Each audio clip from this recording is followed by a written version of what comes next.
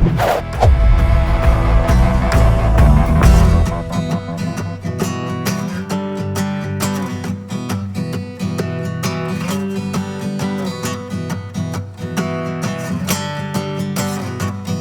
we've learned what to focus on and what not to focus on, and how you have to account for the volume of kids you're training.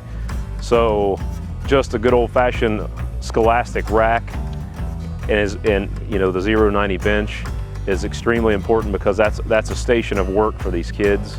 So you know, that's one of the first and foremost things that you know, we're trying to find room to squeeze more of those in, because that provides the kids a nice temporary home in the weight room where they're going to be for 20 to 30 minutes of their time in the gym. You know, but I've always said that bands, the one thing I've learned is you can't have enough bands, med balls, or slam balls. And I almost equivalent bands to pencils in a classroom. So bands in a weight room are kind of like pencils in a classroom.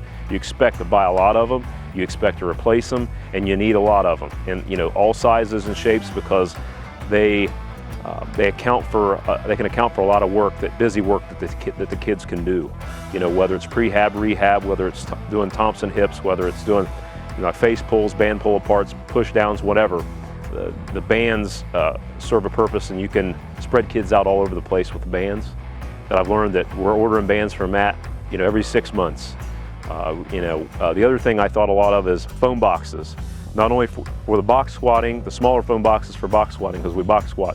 So we have to have one of those for every rack, but also foam boxes for box jumps.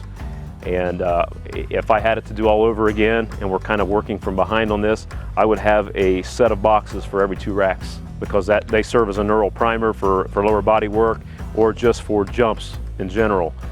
So I've learned a lot about that. I would have bought more at the onset.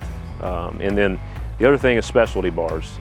I don't know that all kids aren't created equal. It also, as Coach Crabtree's talked about, it can pacify other coaches when they know the load is easier, or the movement is a little less stressful on our kid.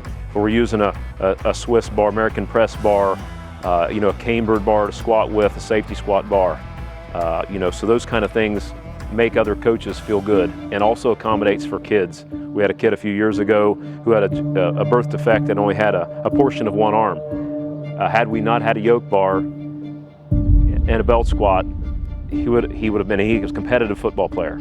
He didn't back down. So I was thankful that we had the opportunity. I've always kept that in my mind, that we were able to accommodate that kid. He made progress because of a specialty bar. So he trained his lower body. And then belt squat, we have a new belt squat on order. I think it's going to be the first of its type from Elite FTS, and it has served its purpose as well with injured athletes, and also for walking.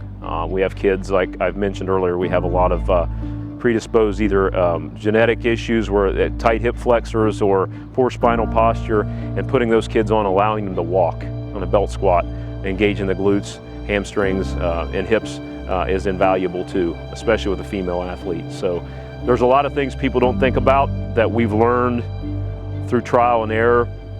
Hey, this kid can't do this, or we've got some kids that aren't going to be able to do this yet. We only have them for a few years. How do we accommodate them? And you know, specialty bars have really helped us do that, and belt squat, especially in a lower body setting. So those are kind of my top pieces of equipment.